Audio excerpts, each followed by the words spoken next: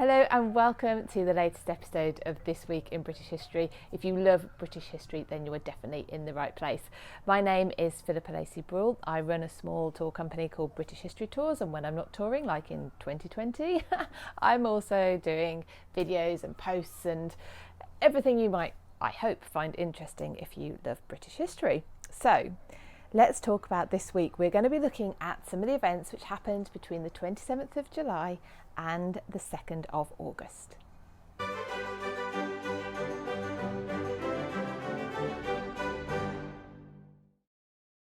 So before I get going, first of all, you might have noticed that I'm in a different place today to the usual. I'm not recording in my usual studio today, which is also the back bedroom in my house, because it's sunny, it's nice, and I decided to do something a little bit different. So I'm out in my garden. You'll be able to hear the wind chimes, you'll be able to hear the odd car. I apologise already for that, but hopefully it won't distract too much from what we're talking about today.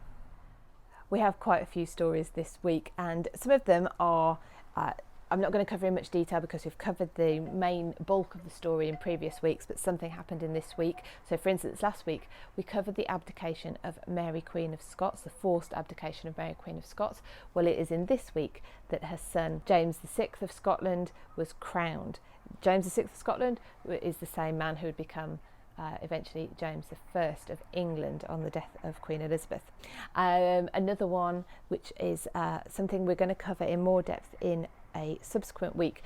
Henry VII, as Henry Tudor, set sail from France in this week in 1485. 1485, 22nd of August is the Battle of Bosworth, and I'll be covering that in the week that covers the 22nd of August.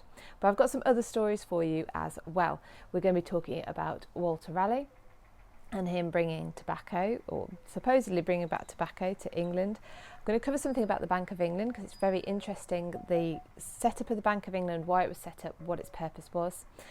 We're going to be talking about the end of Tots. So it's called Black Tot Day. So let me explain to you what what Tots are and what Black Tot Day was. What else are we going to cover? We're going to cover the accession of George the First to the throne. That was the beginning of the Hanoverian dynasty and the end of the Stuarts. And the Domesday book. So the Domesday book, I'm going to talk to you more about what the Domesday book was, and it was in this week that it was presented to William the Conqueror, William I. And how could I forget? Henry VIII marries in this week and has his chief minister executed. So we've got quite a bit to cover, so let's get started. The 27th of July 1586 is the most common date given for tobacco to be introduced into England, and it was supposed to be brought back by Sir Walter Raleigh and presented to Queen Elizabeth. Now that is probably where the date comes from, but it's probably likely that tobacco was being smoked in England by the Spanish and Portuguese before that. What I find interesting is that not only did Raleigh bring back tobacco, but also maize and potatoes. And the reason I find that so interesting is potatoes are a big part of the British diet. Fish and chips, roast potatoes, jacket potatoes. You know, I remember having Sunday dinners at people's houses when people used to do that more, and you might have 3 different styles of potato on your plate. You might have roast, boiled and mash on your plate. Potatoes are such a big part of our food culture that it is extraordinary to think that we've only had them for 400 years. Anyway, so that's a bit of that I find interesting. And yes, that not only did is Sir Walter Raleigh given credit for bringing tobacco. I don't know if credit's the right word actually, is it? But anyway, bringing tobacco to this country, but that actually perhaps it was already around. What is also interesting though is that it was, and this isn't just then, this has been, what I'm about to say has been, I think, a truth that has been spread for until really quite recently, was that tobacco was good for you. Tobacco could help your chest, and it could help all sorts of things. And the reason I say that I think it was said until really quite recently is because there are posters from sort of around 60, 70 years ago from tobacco companies giving health benefits of smoking tobacco. So, you know, luckily now that's not what's put out. But there you go. So tobacco, potatoes. Thank you, Sir Walter Raleigh. In this week in 1694, the Bank of England was granted a 12-year charter by an Act of Parliament. The Bank of England was effectively set up as a private bank to the government so that the government could borrow money to pay for things like war, and at this specific time, a war with France. It was an idea that was brought over with William from the Netherlands, and it was given this royal charter. Now, it was actually said on the charter that it was granted, the bank was founded to promote the public good and benefit of our people. Now, it was said at the time, but you've got to remember that the purpose was in fact to lend money to the government for, in this case, war, which you can obviously argue is protecting the people. It's for the good of the people.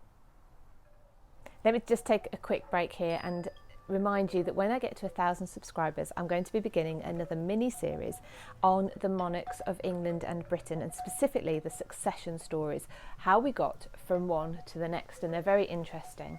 So please make sure you're subscribed, make sure you share these videos with people that you think are interested, help me get my numbers up, and then I'm going to begin that new series. Now, we can't go many weeks without talking about Henry VIII and what he did, because, you know, to be fair, he packed a lot in his reign, didn't he? Well, this week, he, I think, almost surpassed himself. On the 28th of July 1540, he married his fifth wife, Catherine Howard, at Oatlands Palace. We know he got married a lot of times, but it was exactly the same day as his chief minister, Thomas Cromwell, was executed on Tower Hill. Now, we covered the arrest of Thomas Cromwell in the week covering the 10th of June. He was arrested on the 10th of June. So you can go back and have a look at that video to find out more about Cromwell's arrest. Now, a lot's been made of Cromwell's execution in that it was somehow bodged, and that potentially the executioner was taken out the night before and got drunk, and so that he would basically not be in the right state to do a good job. Now, the only evidence for that is actually from a contemporary who was there, and his name was Edward Hall, and he said that Cromwell knelt at the block and was beheaded by a ragged and butchery miser, which very ungoodly performed the office. So we can tell from that it wasn't a good execution, in good, wrong word really, isn't it? But in terms of, so it wouldn't have been a quick, one strike and it's done kind of execution. We can surmise that. But I think it's a very big step to then take that on to make it out to be something that it probably wasn't. Okay, so we have Thomas Cromwell being executed on Tower Hill the same day as Henry is getting married to Catherine Howard at Oatlands Palace in a very, very low-key, quiet ceremony, taken by the Bishop of London. And the Bishop of London was a man called Edmund Bonner, and he had previously been ambassador to France, and he had become Bishop of London, both positions with the patronage of, or via the patronage of, Thomas Cromwell. But of course, if you want to keep your own head, you wouldn't be speaking up for your previous friends and sponsors. So he took the ceremony at Oatlands Palace. Now, you might be wondering where Oatlands Palace is, because it's not one potentially you would have heard of, and that's because there isn't, unfortunately, anything left of the palace now. It was in the Weybridge area of Surrey. I mentioned in the introduction that it is in this week that James VI came to the throne in Scotland, and it was the 29th of July 1567 that happened. This is a week following on from the forced abdication of his mother Mary Queen of Scots while she was a prisoner at Lochleven Castle. And if you want to know more about that, then please look back on last week's video where I covered that. So James was just over 1 year old when he came to the throne as James VI of Scotland. Through his mother Mary, he had Tudor blood. He was the great-great-grandson of Henry VII, which is why when it came to Elizabeth I's succession, her will, who was going to take over after her, we got James, and James became James I of England in 1603. We're turning to a naval story next. The 31st of July 1970 was Black Tot Day. Now, you probably all know a tot, as in a tot of whiskey, a tot of rum, tot of whatever, spirit, yeah, small amount. The Navy would give rum to their sailors as a ration. It actually began as half a pint of rum, unbelievably. They must have been very hardened to it, because I don't think I'd be doing anything useful after half a pint of rum. And that was brought down, though, to what would be 70 millilitres. I don't know how that would have been measured before decimalisation. Anyway, and the reason that they gave this ration was because scurvy was a big issue among sailors. Scurvy is a deficiency in vitamin C, or is caused by a deficiency in vitamin C, should I say. And because there's a difficulty, you can't keep fresh fruit and vegetables on a ship. They're not going to be fresh fruit and vegetables, are they? So the vitamin C will not be there. And anyway, so sailors, it was a big issue. Now, actually, something that you can preserve are your citrus fruits. So they would have lime juice, and so the rum was a vehicle for the lime juice for them to get their vitamin C very high in lime juice. But in 1970, it was decided that they no longer needed to give the Navy their ration of rum. And the ration of rum had been a daily ration of 70 millilitres of rum, as I said, and it had been brought in in 1655. So 1970, 31st of July, was the end to that, and it was noted down as Black Tot Day. Let's go much further back now. We're going to 1086 and the reign of William I, William the Conqueror. The 1st of August, he was presented at Old Sarum near Salisbury with the first findings of the Domesday Inquiry. Now, the Domesday Survey, or the Domesday Inquiry, which led to the Domesday Book, which you can get copies of printed nowadays, was the first investigation into what the lands, if you like, of England held. And it was commissioned by William I to understand exactly what land there was, who owned it, cattle. So you've got heads of cattle in there, you've got what buildings were present. And this wasn't just a benign task, it wasn't just an interest in the country that he had commandeered, it was in order to tax people. So the 1st of August 1086 saw a convention convene at Old Sarum, where William I was actually presented with a smaller version of the Domesday Book, because the main version wasn't ready. And the Royal Chronicler recorded, his council came to him there, and all the landholding men of any account throughout England, whosoever men they were. And they all bowed to him and became his men, and swore oaths of fealty to him, that they would remain faithful to him against all other men. So this was an exercise in control. It's the first time, unless you can give me another example, of course, that people's privacy was beginning to be eroded, if you like. So if you have 10 head of cattle, you have 10 head of cattle.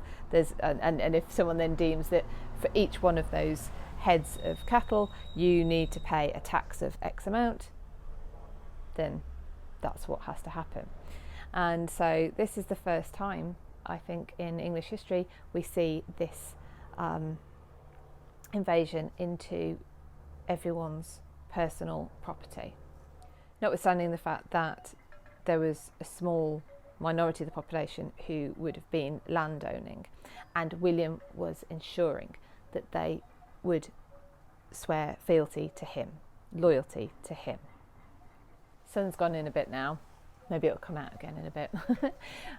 So I've already mentioned that it was also in this week that Henry VII, as Henry Tudor, left France where he'd been exiled with 1,500 troops, and he was heading to Wales. He would land at Milford Haven and make his way through Wales, where he was hoping to gather more troops, more support, and to meet Richard III's troops. And that culminated in the Battle of Bosworth. So I will cover that on the 22nd, in the episode that covers the 22nd of August, because that happened on the 22nd of August, 1485. And our final story for this week, the 1st of August 1714, Queen Anne, the final Stuart monarch, died at Kensington Palace. Her successor was a German-speaking Hanoverian prince called Georg, anglicised to George, and he was our George I. This was the beginning of the Hanoverian dynasty. The successive Georges, which gave their name to the Georgian period, although when I do my mini-series it'd be interesting to see that actually that wouldn't have happened if certain people hadn't died, etc, etc. But yes, so the first George I, became the king. George favoured his home of Hanover over being in England. He also only spoke German, he spoke little English, and these were to have big impacts on the move from or toward a constitutional monarchy, because it's under George I that the power of Parliament grew. Now, he had come to the throne because he was the nearest living Protestant in the line of succession, Catholics having now been barred from becoming monarch of Britain. Now, not to gloss over George's life too quickly, but what I think you might find interesting is he is the most recent British monarch to not be buried in Britain. So you won't find him at Westminster Abbey, you won't find him St George's Chapel in Windsor, for instance. He actually died of a stroke on the way back to his native Hanover, and that is where he is buried. Thank you so much for joining me for this episode of This Week in British History. I hope you've enjoyed it. Please make sure you're subscribed. Share it with your friends if you think they'll enjoy it as well. That would be fabulous. But in the meantime, until next week, take care, have fun. I'll see you soon.